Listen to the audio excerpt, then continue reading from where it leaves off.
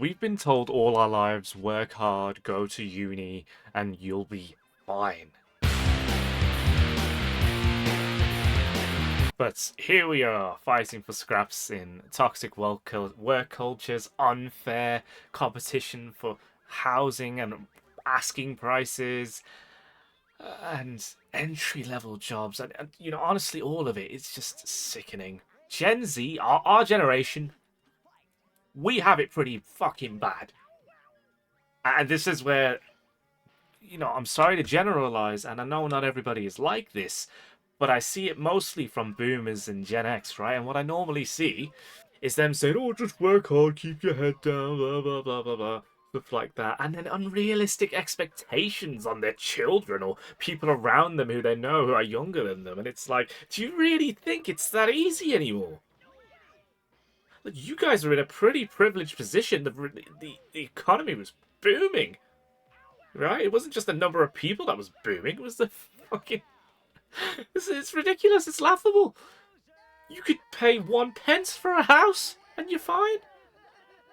Good luck seeing that these days. We've got people sharing the rent with total strangers and risking that than to rent on their own, let alone buy anything. Let's be real, if you're not with somebody who's rich, or one of you is not at least really well off, good luck with that, man. Prices have gone through the roof. They're terrible. And minimum wage hasn't kept up with it at all. It really hasn't. The wages haven't. And corporations and all of these jobs, they're expecting so much for less. I mean, I can't be the only one who's sick of this, right? A lot of us would rather be jobless than deal with all this shit. And, I'll go into more detail about that in a moment, but maybe it's just nice to hear that somebody else gets it, Okay, so we know the cost of living is awful and we can't afford shit. I apologise for the hair, I just had a shower and I just can't be asked to keep it neat. Boy, that tells you a lot about how I'm doing, doesn't it? I remember being in school and we were told, yeah, go to uni, do this, do that, and, you'll be fine. Well, that's not what happened. And a lot of people, especially psychology graduates, because that's what I did, and that's who I was mostly around, my God, they all struggled afterwards. Nobody knew what to do. So everybody ended up getting existential depression. Like, what's the point of it all? Like, and it was a real problem. And again, I should mention, I'm a therapist. I've been around the NHS. I've been in bereavement places. I've been in Samaritans. I practice privately as a therapist. So, hey, if you want to help out my financial struggles, refer somebody to me, right? Well, I'm only joking. Please don't feel like you have to do that. It's not what the point of this is, and it might cheapen what I'm saying. It's just I am facing financial stress as well. I can't find anything. Because that's another thing. If you're a counsellor, some jobs are available to you, but not many. That there really isn't. So once again, that was another disappointment after I did that after the degree, because the counsellor training is what gets you qualified as a counsellor. So you can now call yourself a counsellor once you're registered with a society. They don't care. You need to be a lovely thing called accredited. What's accreditation? It's a certain standard. After you've done a certain amount of hours and meted a fair few requirements, but mostly just 450 clinical hours. So that's 450 hours of seeing clients. You can do that across however long you need. But basically, that's another barrier towards entry. When really you have the qualification, you have had the training, you've had supervision and stuff like that, and even still, employers are like, nope, we want people who are the real deal. So go ahead and get those hours and then come back to us, right? And who's to know if that even gets you a job? And that's where I'm at right now. I'm waiting for the accreditation application to be approved. Hopefully it does, Lord willing. And even then, it's going to be difficult. It's still not going to be easy. I could be wrong, but given what I've seen, I don't really have a reason to think that it's going to be smooth sailing at all. Not until I'm there, and I don't know if that's going to change. So it makes me think of other people, like, because not everybody's going to be a counsellor. It's a hard job to do, much like quite a few other jobs as well. I'm not saying my job's the hardest out of all of them, not at all, but I'm sure you can imagine as a therapist, that's quite a taxing role to have. And it's like, well, you can charge 40 or 50 pounds per hour, and that's great. But are you getting enough of those hours to live off it? And currently, not really.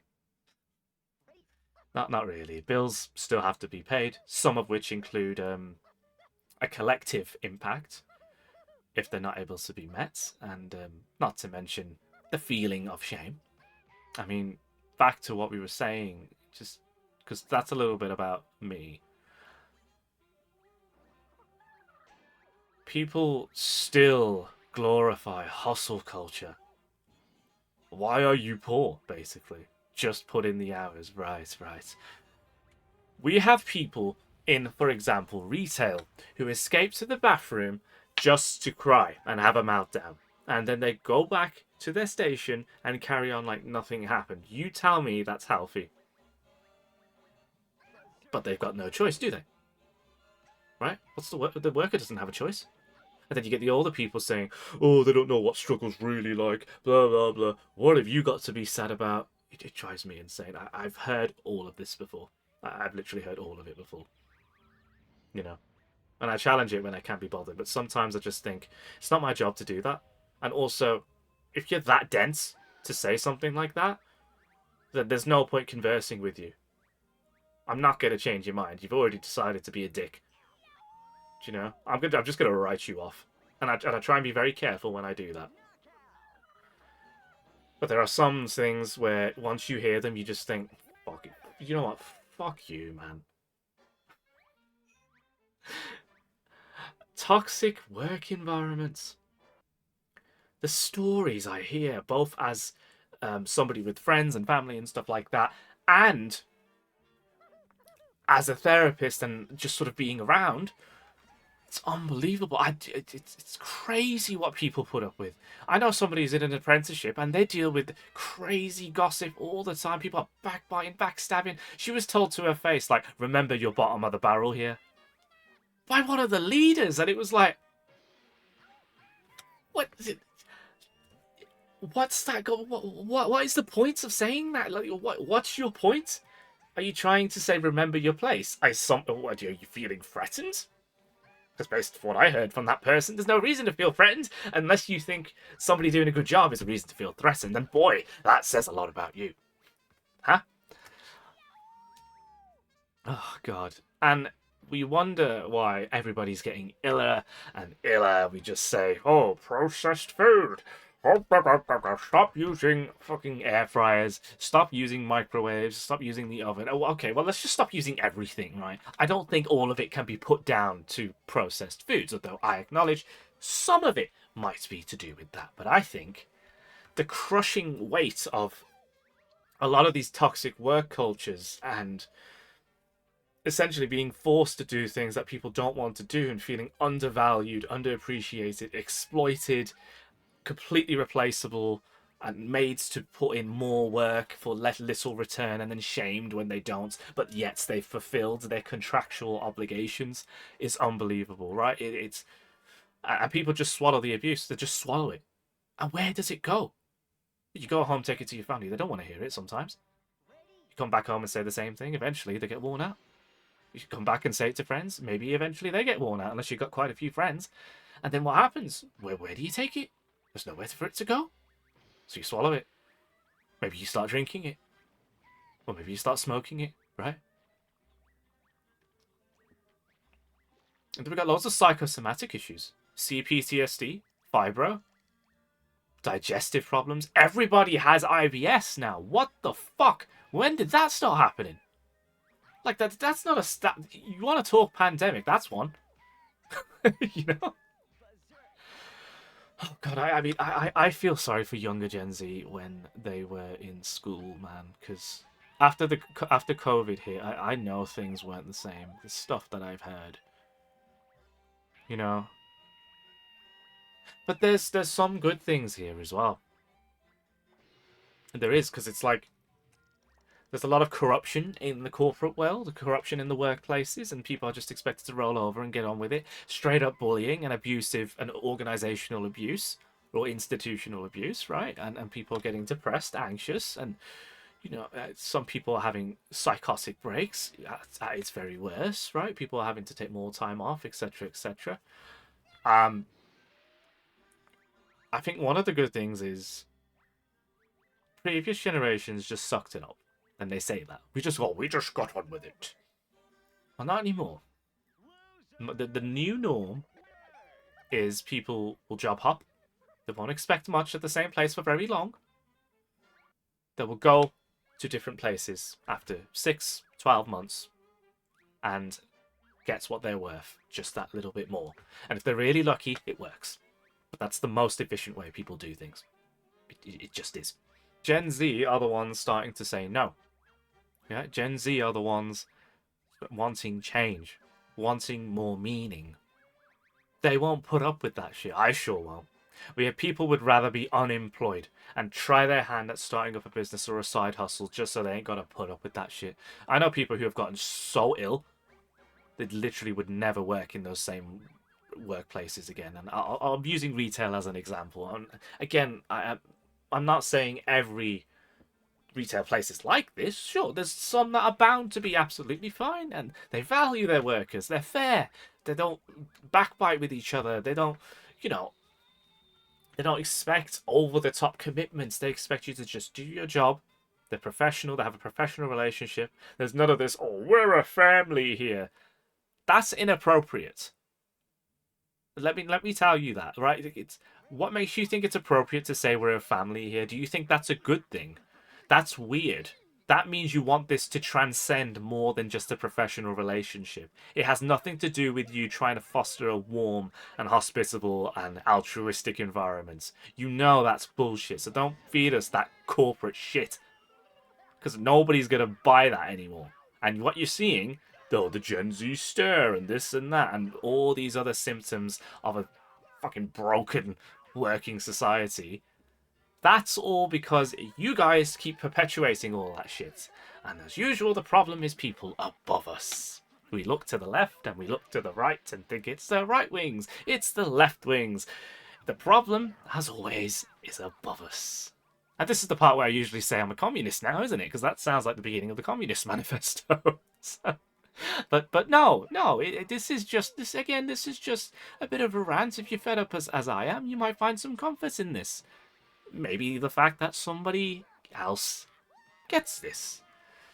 Let me give you a few examples of toxic workplaces. And I recently reconnected with somebody who I knew from school who used to come in and teach us music. And music had a special place in my heart when I was a teenager. It was a real escape for me because I was a real troubled emo kid, So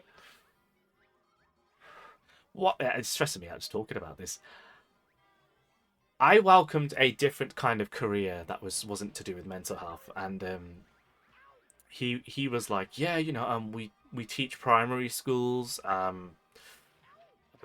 music curriculum, and I go, oh great, yeah, it's a bit of a big shoes to fill, but sounds great. If you could show me how it's done, yeah, I'm willing to do that. Why not?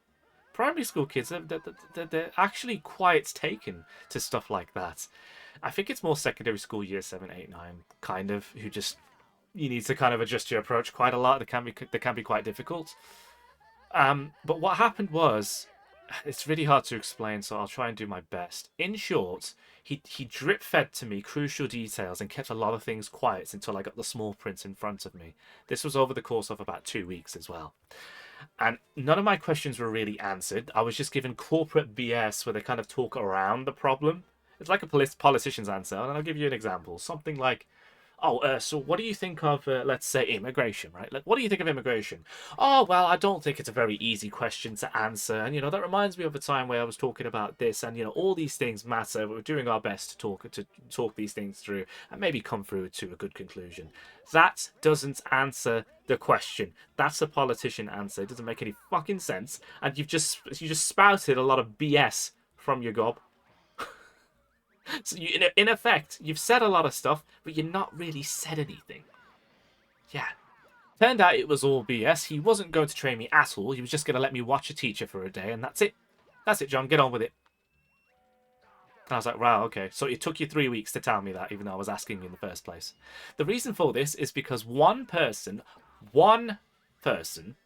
at the very beginning decided to stick around for a week of training, which was paid, and then leave after he decided it wasn't for him. And then this guy never forgot about it. So he decided to stop giving people any training at all. In the requirements of the job, it wasn't required for you to have a background in education. That's right. Tell me how that's okay. If it said in the application or in the requirements that yes, previous experience of teaching is essential, we need people to have about a year's worth of some form of educational experience, then okay, maybe that could have been done. But I would still say that's negligent. So he was just going to do a DBS check and leave it at that and have all these new people come in, man, like that.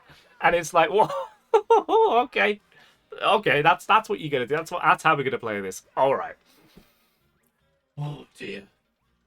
And then when, because I'd signed the contract that said, yeah, sure, I'm fine with that. But I decided against it after I heard his answer to that question, because I said, if I get training, I'll put up with it.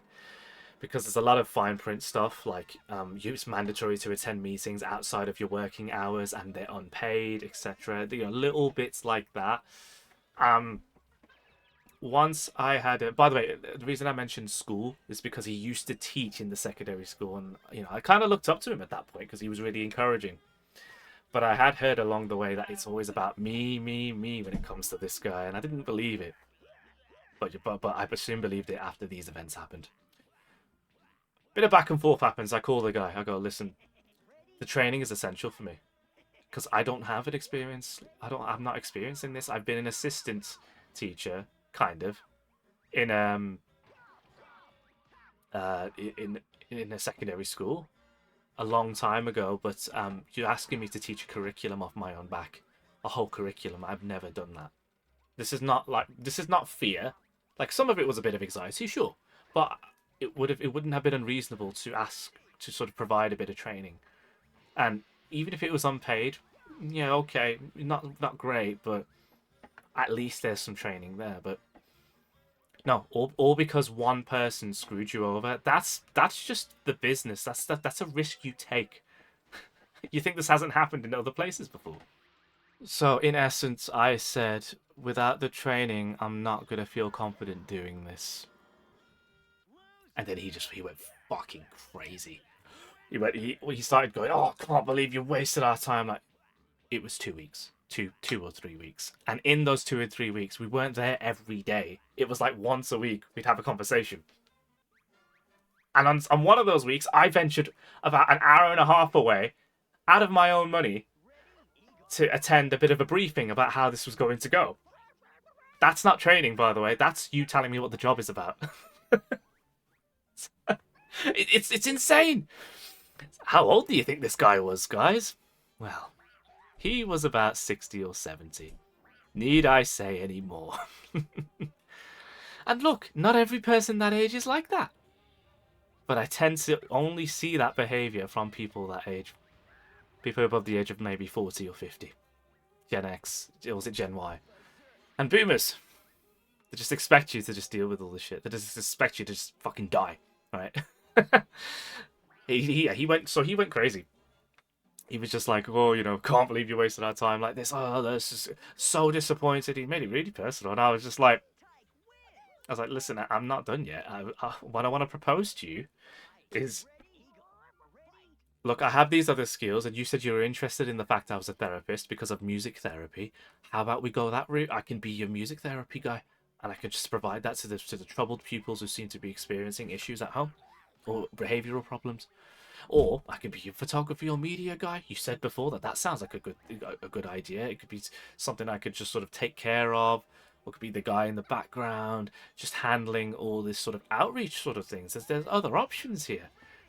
Well, I don't feel like we can trust you now because of your behaviour, because of how you've done this, blah, blah, blah. And I just said, I don't know in what other way you would have wanted me to do this. I asked you straight up questions.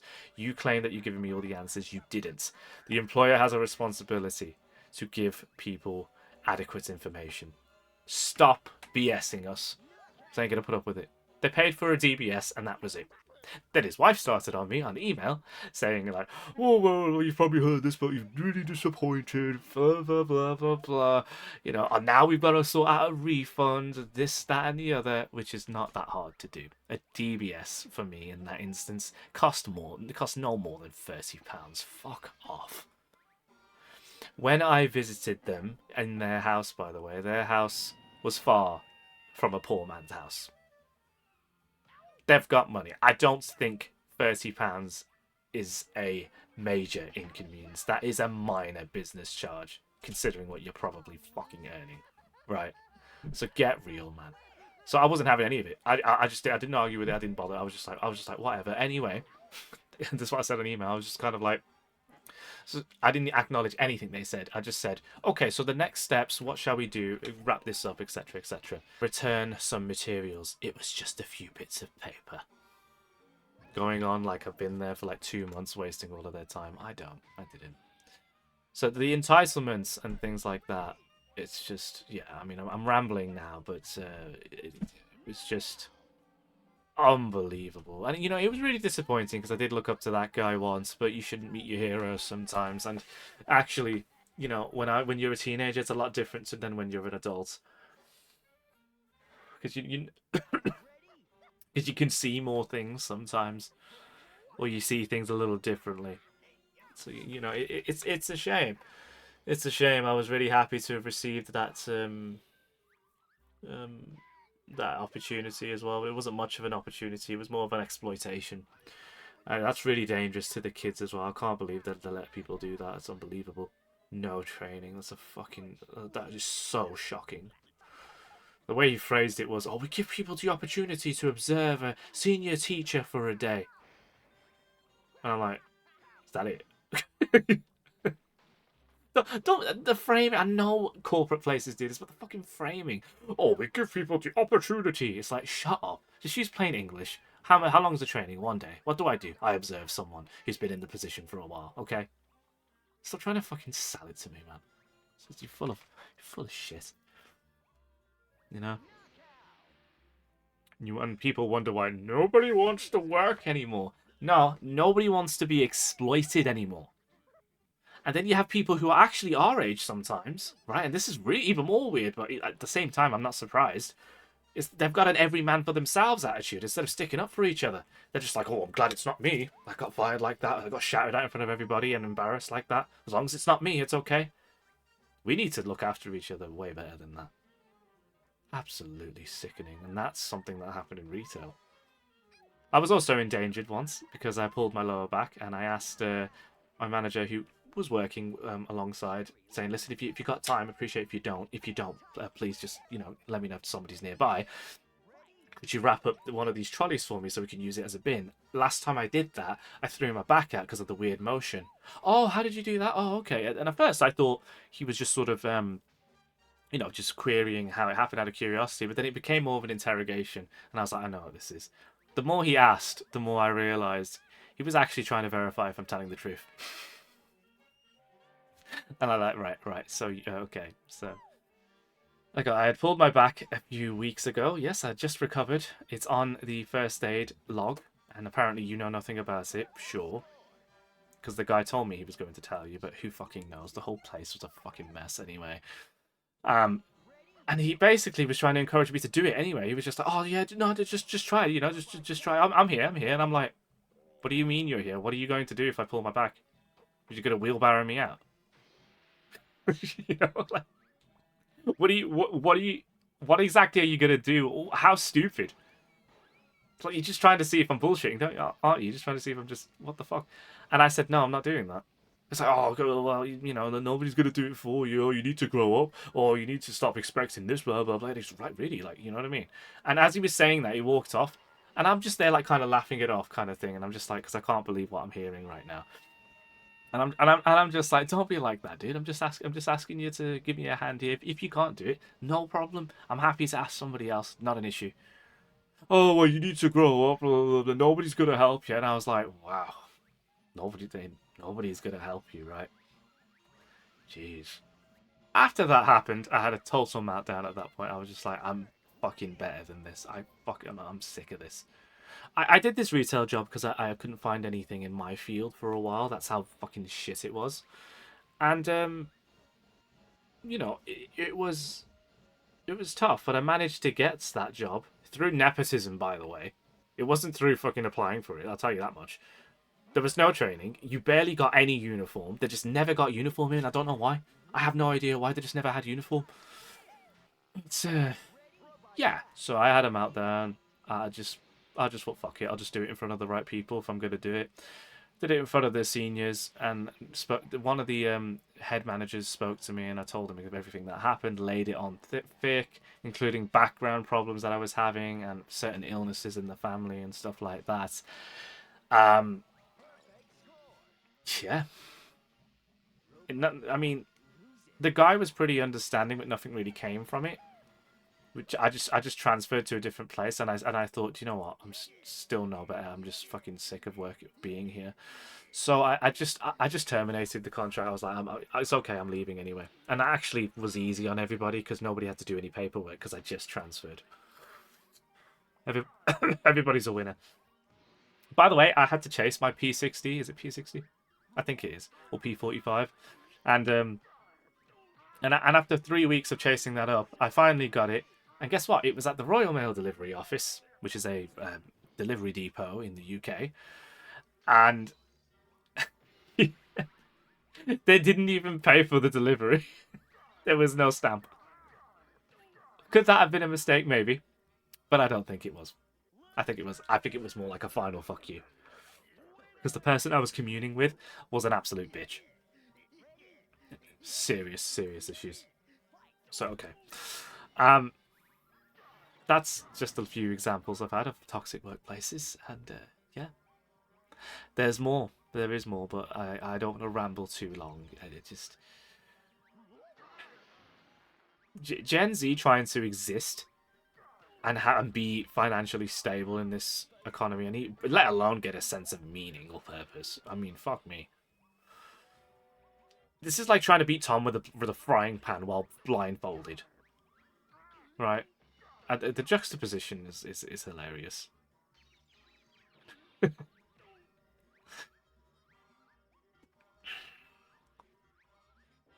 We're not lazy.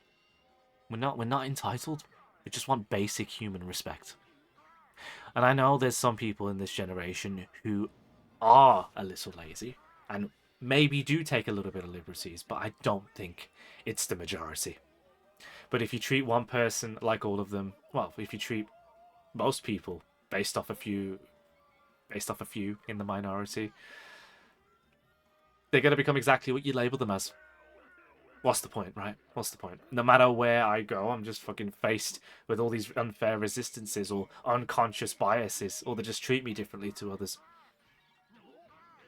Do you know what I think it is? I think the people who are older, sometimes when they see a younger person come in, they kind of know that they're kind of nearing their expiry dates, and they kind of withhold all their sort of knowledge and techniques and easy ways to do the job. I think we just make them feel threatened.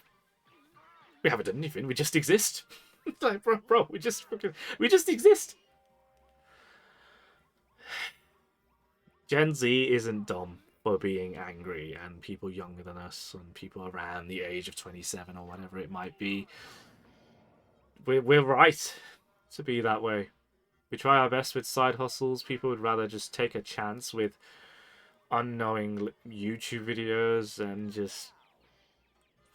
because it's a hell of a lot better than putting up with all this toxic bullshit that's just making us ill. Don't break your back for a company that'll easily replace you or easily forget your contributions. Don't make yourself a target either. I'm not saying that. But try not to make yourself a target where possible. Quiet quitting. Don't make me laugh. Doing what your contract says and then leaving. That's quiet quitting. You can fucking... jeez, man. Get in the bin. I don't mean to be preachy or anything like that, but yeah, I already said I'm a therapist. I think I have, but I'm tired as well. I'm facing financial strain too. You know, it's tough. It's a tough game. I was alright for a little bit, and you know, a lot of people have vanished through no fault of my own. A lot of them have told me that they were just simply taking time away, or they're going to have a busy few weeks, and plus summer's just coming to an end, etc. You know, there's all these things, and you know, generally I'm a good therapist. I'm good enough, at least. I'm not the best out there, but I'm good. Good at what I do. And I've got confidence saying that. It's not arrogant to say that. It's my responsibility to be a good enough therapist. I love what I do. You know, I love my clients. As far as a professional relationship would let me, I do. I see the best in them. I know exactly what these people are capable of when they just have somebody to believe in them, and best of all, when they can believe in themselves. And, you know, I encourage you to just try and do that. Don't let this stop you from believing in yourself. You know, let this sort of make you believe in yourself more. We don't have to accept all this nonsense. We really don't. Gen Z is going to be, and you heard this here, folks, Gen Z will be the one that just takes care of all this bullshit. You saw what happened in Nepal. Gen Z had an uprising and overthrew the parliament. And they elected a new PM. And forgive me if I'm getting any details wrong, but they overthrew the PM and voted for a new one on Discord. Within 4 days, 150,000, I think, people joined the Discord server to vote for a new PM. Jeez, this is the power of when we unite. Of course, I'm not saying do violent things. I'm not saying be extreme. No, not at all. But you have a voice. Review, comments. Speak.